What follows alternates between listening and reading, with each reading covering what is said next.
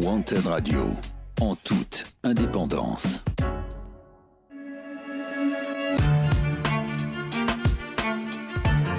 Wanted Radio, première sur le hip-hop indépendant. Messieurs, commençons par nourrir notre efficacité. L'interview exclusive de Wanted Radio. Bonjour à tous et bienvenue sur Wanted Radio. Aujourd'hui, je reçois un écrivain, on va dire, qui vient de sortir son premier livre qui s'appelle L'enfance pour seul refuge. Et on va en parler aujourd'hui. Bonjour Julien. Bonjour Samuel. Oui, parce que je ne l'ai pas dit en introduction, bien sûr, notre invité du jour s'appelle Julien Lévy. Il a sorti dans son livre qui s'appelle L'enfance pour seul refuge, qui est disponible à la FNAC et un peu partout. Oui. En tout cas, bienvenue sur Wanted Radio, et on va parler un peu de ton livre. Comment... parce que déjà, tu as une histoire où tu es prof. C'est ça. T'en parles aussi un peu, je crois, dans ton livre. Oui, parce qu'en fait, c'est une forme de biographie, celle de ma grand-mère, mais j'y inclus également une partie de ma vie. Ok, on va parler de ça. La première question que je vais te poser par rapport à ton livre, c'est qu'est-ce qui t'a poussé à écrire L'enfance pour seul refuge, parce que tu l'as écrit pendant le confinement. C'est ça. En fait, j'avais du temps, et c'était une histoire qui me travaillait depuis pas mal de temps, justement. Celle de ma grand-mère qui m'a longtemps raconté son enfance, et je m'étais toujours dit qu'il fallait qu'un jour je mette ça par écrit, et je me suis dit le confinement c'est l'occasion ou jamais qui peut se présenter à moi pour pouvoir raconter cette histoire. Ça marche. Avais-tu déjà envisagé un projet littéraire avant celui-là ? Pas vraiment, en fait. Je l'avais, mais je ne m'en sentais pas capable, et au fur et à mesure de mes recherches et de mon écriture, je me suis dit pourquoi pas. Alors, dans un premier temps, je n'ai pas cherché de maison d'édition parce que je ne voulais pas consacrer trop de temps pour cela. Donc, je l'ai fait en auto-édition.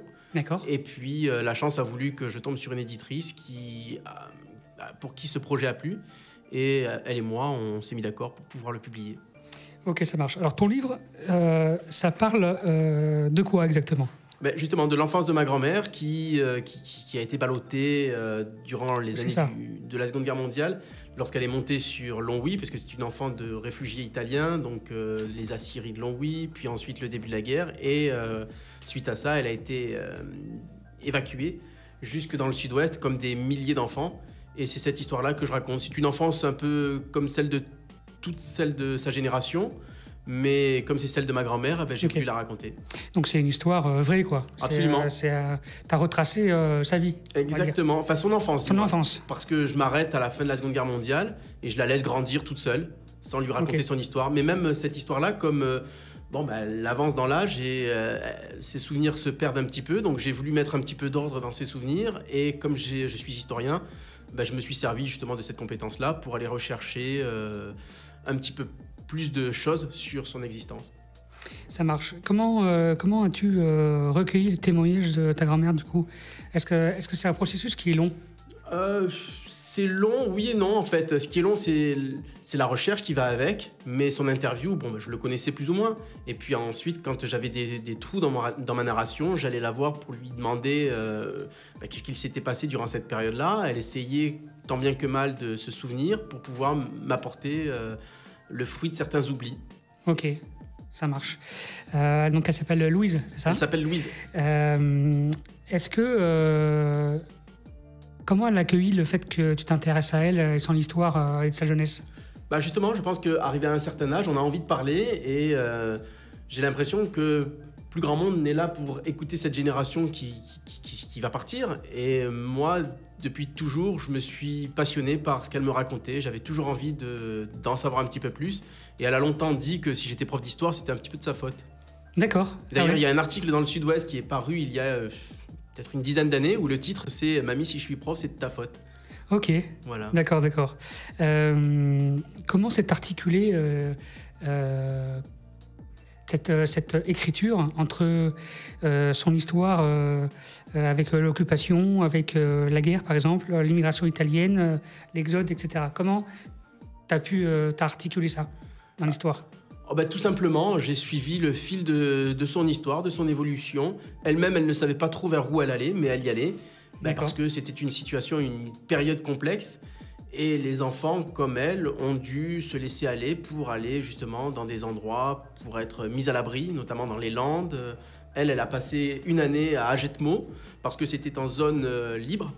Et il a fallu protéger ses enfants. Et elle, sans savoir pourquoi, elle a été déplacée là-bas. Elle a vécu avec des gens qu'elle ne connaissait pas. Mais c'est bien après qu'elle s'est rendue compte que son histoire n'était pas tout à fait banale, quoi. Ok, ça marche.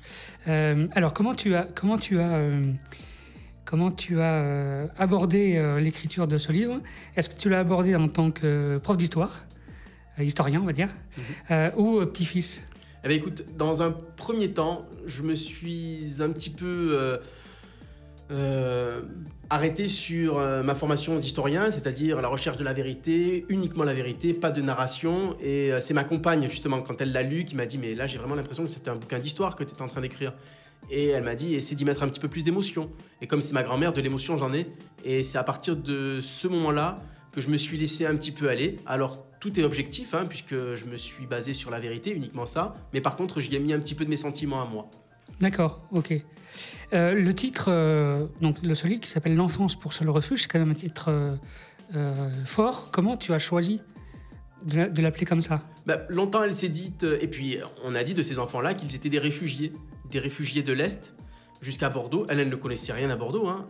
Elle arrivait des Aciéries de Longwy, et comme les Aciéries de Longwy avaient une espèce de succursale ici du côté de Bacalan, elle a envoyé ses ouvriers vers Bacalan. Donc elle a suivi le mouvement en tant que réfugiée, et c'est là qu'elle a grandi et qu'elle a passé une grande partie de son enfance, à tel point que elle n'est jamais revenue dans l'Est. Elle est restée là.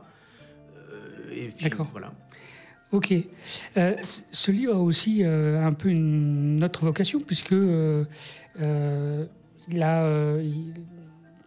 bénéfices de ce livre vont vers une association. Tu vas nous expliquer pourquoi? Laquelle? Pardon, excuse-moi. Oui, en fait, quand l'éditrice m'a proposé justement d'éditer ce livre, je me suis dit, écoute, je vais le faire pour ma fille. Ma fille a été diagnostiquée à l'âge de 4 mois, atteinte d'une maladie rare qui s'appelle la sclérose tubéreuse de Bourneville. Donc, elle a des tumeurs un peu partout dans le cerveau, et ces tumeurs entraînent des crises d'épilepsie. Donc, il faut la surveiller à plein temps. Elle n'est pas scolarisée parce que sa situation est un petit peu trop complexe. Bref, ma compagne a créé cette association, et j'ai décidé que l'ensemble de mes droits d'auteur seraient reversés à cette association qui vient en aide justement à des personnes ayant ce type de maladie dans son entourage. D'accord, ok. Donc, achetez ce livre.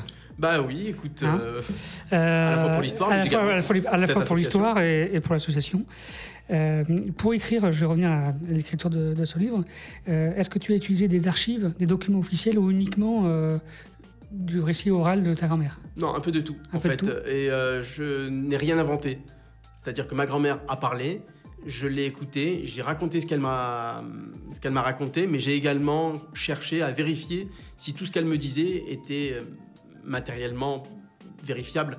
Et quand j'avais des doutes, je l'ai clairement spécifié. Donc en fait, dans ce livre-là, il n'y a aucune part à l'imagination.